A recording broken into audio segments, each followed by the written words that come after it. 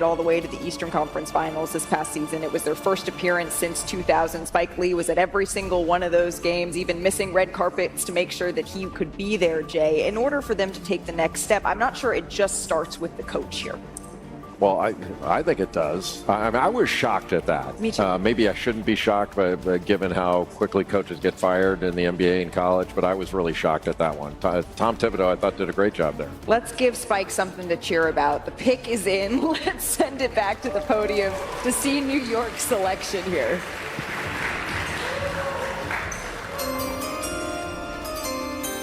With the 50th pick in the 2025 NBA Draft, the New York Knicks select Kobe Sanders from the University of Nevada.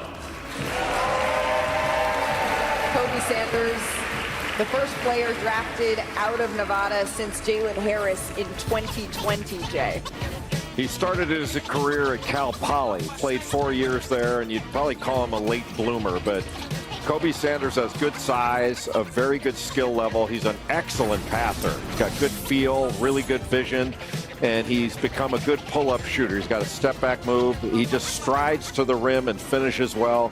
I wouldn't call him an elite athlete, but he's one of those guys that knows how to play. Shot 46% on his dribble pull-ups, knocked down 41 threes on the year, and averaged just about 16 points a game. And now the Los Angeles Clippers are on the clock at 51. Shams has some news for us. What you got, Shams? Kobe Sanders, Spike, you can stand up again. Kobe Sanders actually got traded to the Los Angeles Clippers. So the 50th overall pick is now to the Clippers. Obviously just went, so the Knicks have traded Kobe Sanders to the Clippers. All right, Kobe Sanders now on his way to the Los Angeles Clippers, which means Spike can't sit down yet. He can't sit down yet. Shams, thank you so very much for that insight. I guess that means we can talk a little bit more about New York and what their off-season plans are here, Bobby. Well, they've got their top 7 players under contract, and they're certainly going to be a priority to improve their bench. Now, we talked about the head coaching search. Free agency starts in 4 days. How do you go out and identify free agents when you don't know who your coach is going to be, Bob? Well, I'll tell you this. There may not be, this opening for a head coach, I don't know if there's a better head coach opening, a more ready roster with a diminished East.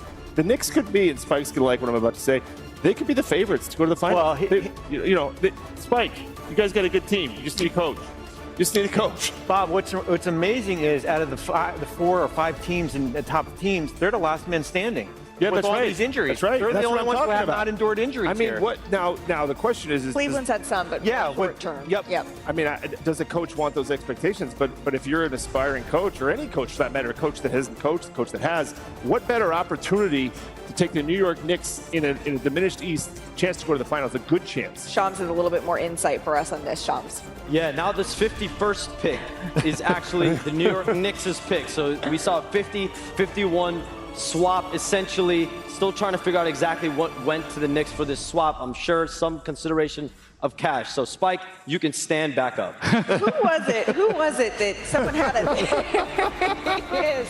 Spike, thank you. Cash considerations was put on a jersey for one of your I think it was players. Jordan Bell. That was Jordan Bell. That's right. Cash considerations. Hey, we paved the parking lot because we got cash considerations. Yes, you traded. We're part of trading the pick that ended up in Draymond Green. We did. Bob that Myers. was a salary dump. We sent Troy Murphy for Brandon Wright and Dan Godzurek, and that's a warning to teams to be careful trading future second-round picks that turn into Draymond Green. Bobby, that's not fair. That's not fair. What a great move, Bob. Yeah, right. Yeah. We all do it all along. I don't think I was even fair. So now New York is on the clock here at 51 after swapping with the Los Angeles Clippers. The Los Angeles Clippers had a heck of a run, Brian, through the Western Conference. They took Oklahoma City. There's some really interesting games here, rather, they played against Denver in that round. Yeah, that round against Denver didn't feel like a first-round series. It felt like maybe a conference final series. I had a Freudian slip of saying Oklahoma City. It felt that hard-nosed. It was interesting. The general manager, I think it was Ty Lue or general manager Lawrence Frank said yesterday that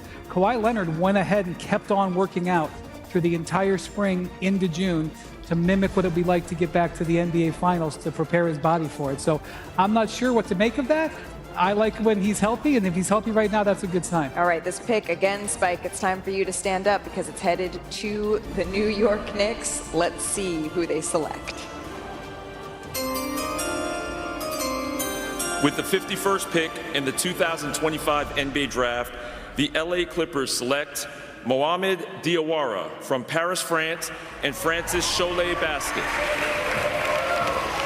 Mohamed on his way here to the New York Knicks. He was actually an early entrant in the 2024 NBA Draft, but withdrew, and now here's his name called in the second round of the 2025 Draft. All right, the 2025 NBA Draft second round will be back after this with the 52nd pick. Selected Alex Tui, Jonathan. Malika, the third Australian we've seen selected and the third member of the NBA Global Academy. Tough, smart, energetic forward in a Jetty Osman mold, standing 6'11" in shoes, 6'11" wingspan, strong feel for the game, two-way versatility, gets in passing lanes, does a little bit of everything in both ends of the floor. Intriguing pick for the Golden State Warriors. Again, yeah, you're seeing the Phoenix Suns on the screen, but this pick is on its way to the Golden State Warriors. The Warriors, they lost in the conference semifinals to the Timberwolves. Steph Curry, of course, got hurt in game one. But this is a little bit of an older group with Steph, Draymond Green, and Jimmy Butler, although they would disagree. They would say, no, they still are young at heart. But, Bob, this is a group that if they want to get another one, the lead to do that is running out. Yeah, but they still, I mean, look, you can... doesn't matter, I suppose, but I think if Curry's healthy, that at least they give Minnesota a good shot there. So they would say they would win, and that's what they should say. But you're seeing players play a lot longer now. I mean, look at LeBron James. I mean, it feels Steph Curry doesn't look like he's slowing down much, and Jimmy Butler was very, very good, and Draymond Green was very effective and all NBA player. So I think yes, yes. To your question. They don't have as much time as they did, but they do have time. The concern for the Warriors and a lot of these teams is, can you make it through the gauntlet of the West? Mm-hmm. It's an attrition. It's a war of attrition now to get past all these teams. Because the West, I don't think I've ever seen so many teams going for it, going for the playoffs. I don't know how many teams in the West raise their hands and say we're not trying to win. It used to be 4, 5, 6 teams to do that, but nowadays, by the way, the room is huge. I had a smaller room. I didn't have that many people. Well, got a lot smarter when I left. Place, but Chase Center has some larger digs. All right, the next pick is in. Let's send it back to the podium to see the Utah Jazz selection. With the 53rd pick in the 2025 NBA Draft, the Utah Jazz select John Tonje from the University of Wisconsin. John Tonje played 4 seasons, Jay, at Colorado State and another at Missouri before playing at Wisconsin. Just had a great year at Wisconsin. John Tonje has a strong frame. He's tough.